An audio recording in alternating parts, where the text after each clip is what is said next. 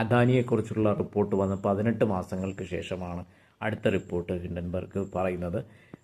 ഇന്ന് രാവിലെ തന്നെ അവരൊരു ഒരു അവരുടെ ട്വിറ്ററിലൊരു ഇട്ടിരുന്നു. ഹിൻഡൻബർഗിൻ്റെ ഹാൻഡിലിൽ ഒരു സൂചന ഇട്ടിരുന്നു. ബിഗ് സൂൺ ഇന്ത്യയിലേക്കൊരു ഒരു ഒരു ബിഗ് ഈവൻറ്റ് അല്ലെങ്കിൽ ഒരു പ്രശ്നം ഉണ്ടാകുമെന്ന് അവർ സൂചിപ്പിച്ചിരുന്നു.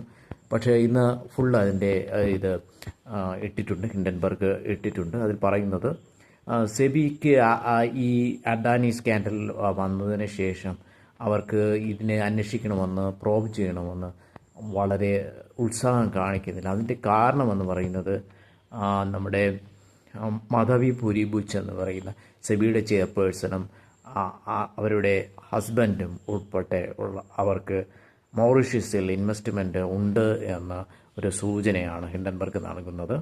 അതുമായി ബന്ധപ്പെട്ട്